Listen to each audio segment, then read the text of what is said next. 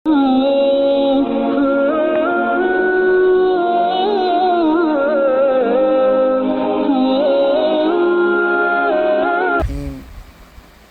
यौमिद्दीन इय्याका नअबुदु व इय्याका नस्तईन इहदिनस सिरातल मुस्तकीम।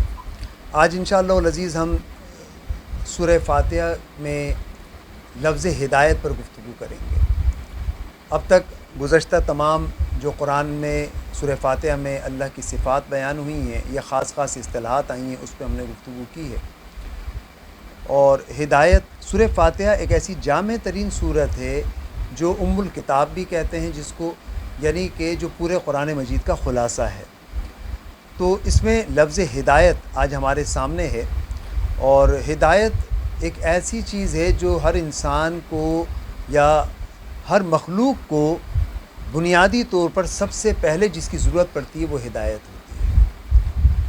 और पैदा होने के बाद फ़ौरन हिदायत की ज़रूरत पड़ती है। जब कोई बच्चा की रहनुमाई के लिए, उसकी हिदायत के लिए अच्छे उस्ताद को तलाश करते हैं, अच्छे इदारे को, अच्छे इंस्टीट्यूट को, अच्छे मदरसे को ढूंढते हैं। क्यों ढूंढते हैं? ताकि इसकी अच्छी रहनुमाई हो जाए और ये कामयाब ज़िंदगी बसर कर सके। तो गोया हिदायत बहुत ज़रूरी है।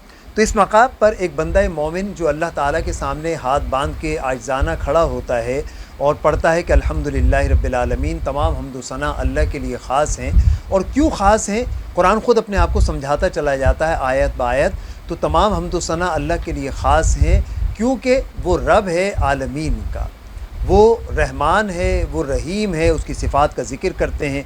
और उसके बाद वो बंदा मोमिन इस बात का इजहार करता है कि वही मालिक है यौमिद्दीन का।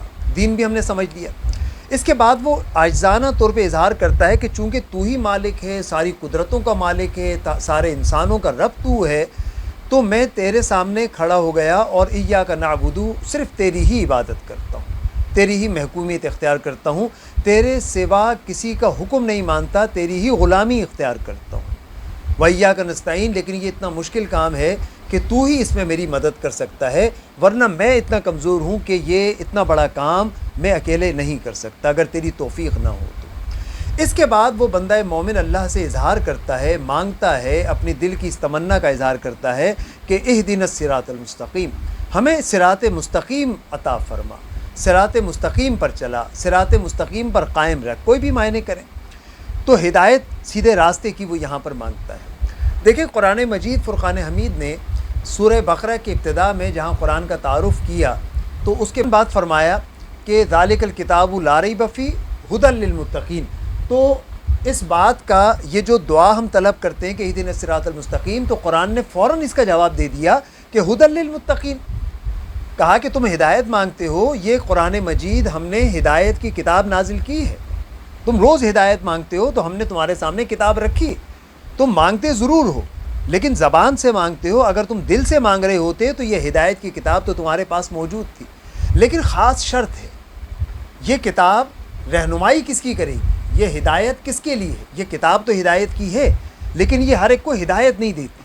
फरमाया हुदल लिलमुत्तक़ीन, ये सिर्फ़ मुत्तक़ीन को हिदायत देगी। यहाँ पर बहुत अजीब व गरीब सवाल पैदा होता है कि अगर ये किताब सिर्फ़ मुत्तक़ीन के लिए हिदायत की किताब है, मुत्तक़ीन के लिए, तो फिर तो अजीब व गरीब बात है। क्योंकि मुत्तक़ी तो हम उसे कहते हैं जो इंतहाई परहेज़गार शख्स है, जो नेक है, जो मंजिल मकसूद पे पहुँच चुका है, जो ज़माने के तमाम बुराइयों से, गुनाहों से दूर हो चुका है, उसे मुत्तक़ी कहते हैं। और कुरान कह रहा है कि ये किताब सिर्फ़ मुत्तक़ीन को हिदायत देगी। तो अजीब व गरीब बात है, मुत्तक़ी तो हिदायत याफ़्ता होता है।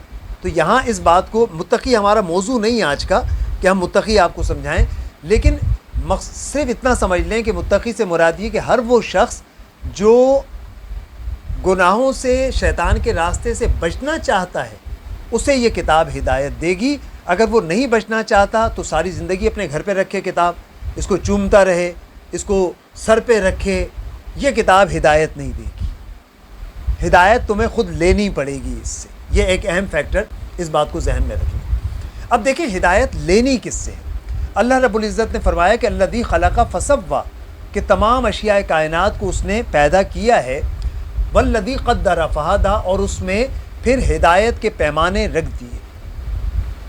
अब अगर हम गौर करें तो शेर को अल्लाह ताला ने पैदा किया, लेकिन कभी ये सोचा है कि शेर आज भी गोश्त खाता है, खून पीता है, اور 1000 سال پہلے، لاکھ سال پہلے بھی اگر وہ ہوگا تو گوشت کھاتا ہوگا اور خون پیتا ہوگا. یہ ہسٹری سے بھی ثابت ہو جاتی ہے یہ بات. تو کبھی سوچا کہ کس نے اس کو سمجھایا کہ تم نے یہ کھانا ہے اور یہ پینا ہے؟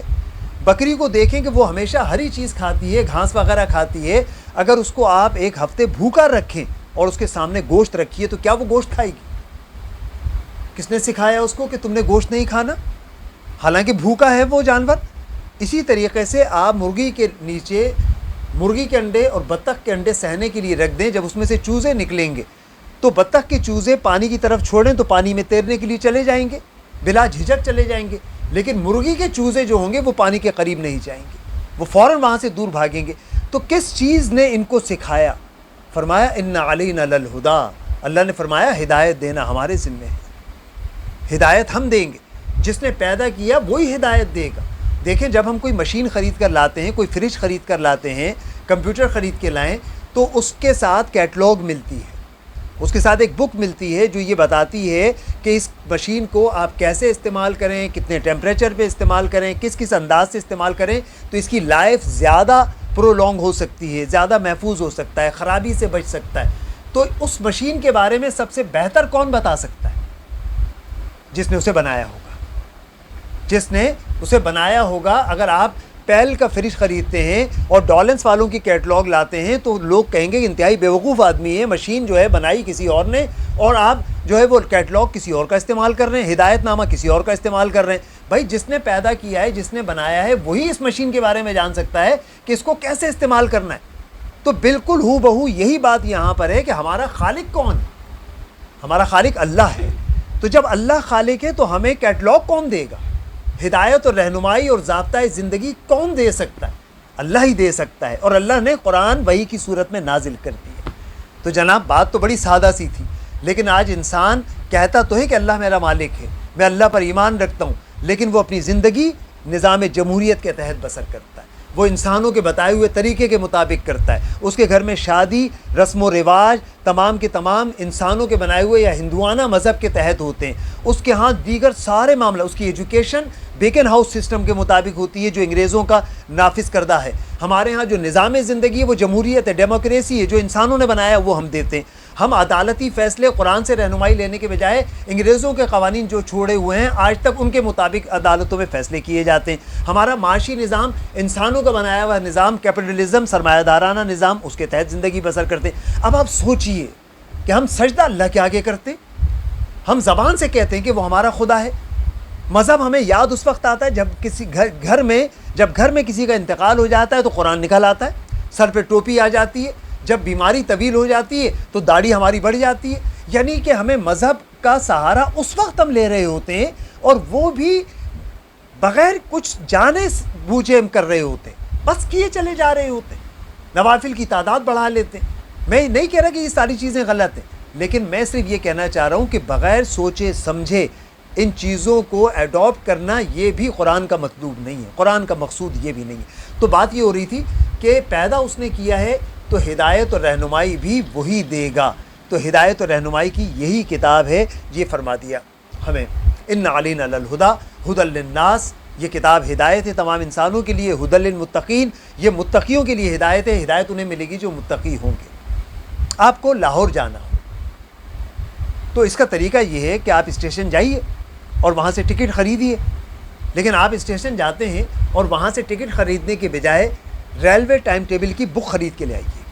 ریلوے ٹائم ٹیبل کی بک ملتی ہے، چھوٹا سا کتابچہ ہوتا ہے، وہ کتابچہ آپ خرید کے لے آئیے اور اپنے گھر میں روز اس کو پڑھیے.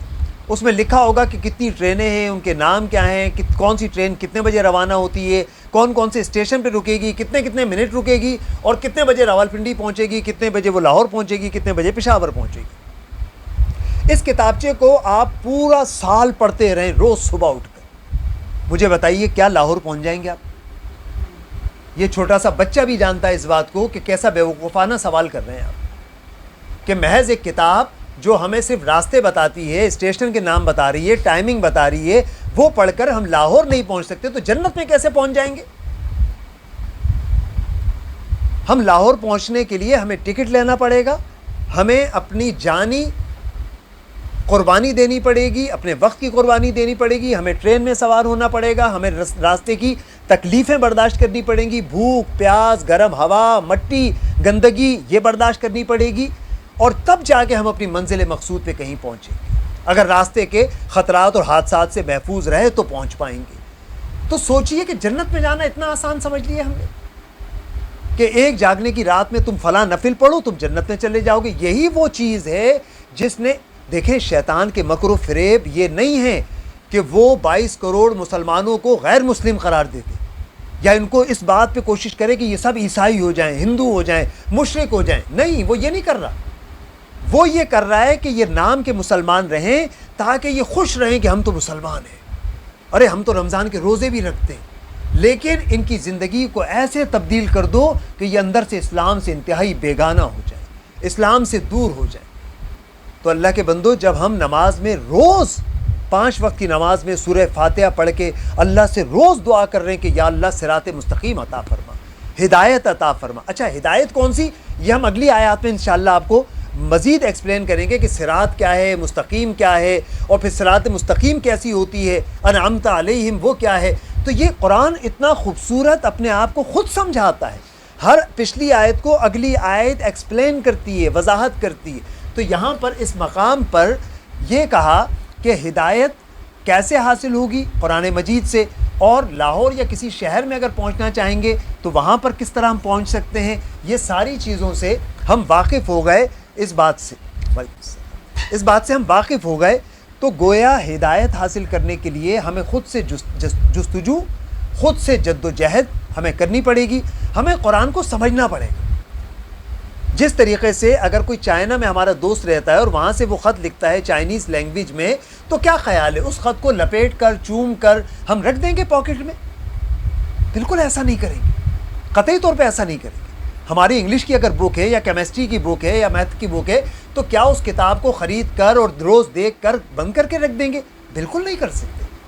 ہر ذی شعور, ہر عقل مند شخص اس کتاب کو, اس خط کو پڑھنے کی, سمجھنے کی, یا اس آدمی کے پاس جائے گا جو اس کا ماسٹر ہوگا, جو اس لینگویج کو جانتا ہوگا, اور اس سے پڑھوائے گا اور سمجھے گا اس بات کو. تو یہ کتنی عجیب سی بات ہے کہ اللہ کا کلام, جسے ہم کلام اللہ کہتے ہیں, مراد کہ جو اللہ کی گفتگو ہے ہم سے, اور وہ گفتگو ہمارے گھر میں رکھی ہے. اس نے کیا گفتگو ہم سے کی ہمیں نہیں معلوم. اس نے کہا یہ ہدایت کی کتاب ہے, ہم نے کہا ہدایت کی کتاب ہے, اور زور و شور سے ہم میں سے ہر شخص کھڑے ہو کر باہر کہتا ہے کہ یہ ہدایت کی کتاب ہے, جبکہ اس کو خود نہیں پتا کہ اس میں ہدایت کیا دی ہے. صرف زبانی یہ ساری باتیں ہیں. تو رسم و رواج سے ہٹ کر, ایک مشینی انداز سے نکل کر ہمیں قرآن مجید کو جاننے کی ضرورت ہے, سمجھنے کی ضرورت ہے. یہی وہ فورم, اسی لیے ہم نے اس فورم کو قائم کیا ہے کہ یہاں پر جمع ہو کر ہم قرآن مجید کو لفظ بہ لفظ سیکھیں, سمجھیں, اور جب ہم نماز میں کھڑے ہوں تو سورہ فاتحہ کے جتنے الفاظ, جتنی آیتیں ہم سمجھ چکے ہیں, ان سارے الفاظ کو ڈیپلی محسوس کریں, سوچیں اس کو. اللہ تعالی ہمیں عمل کی توفیق عطا فرمائے, اور یاد رکھنے کی, اور جو کچھ ہم نے سنا اسے آگے دہرانے کی توفیق عطا فرمائے. اگر ہم نہیں دہرائیں گے تو یقین کیجئے یہ ذہن سے نکل جائے گا, کیونکہ شیطان تو اسی طاق میں لگا رہا ہے کہ یہ یہاں تک تو پہنچ گئے لیکن ان کے ذہنوں میں بات نہ ٹھہرے کوئی. تو ان باتوں کو آگے پھیلانا یہ ہمارا مقصود ہونا چاہیے. ہم اس کام کو نہ بھولیں. دن بھر ہماری زبان چلتی ہے, جگہ جگہ لوگوں سے ملتے ہیں, ہوٹل پہ, گلی میں, دوستوں میں, ہم یہی باتیں کرنے کی عادت ڈال لیں. اللہ تعالیٰ عمل کی توفیق عطا فرمائے. وآخر دعوانا ان الحمدللہ رب العالمین.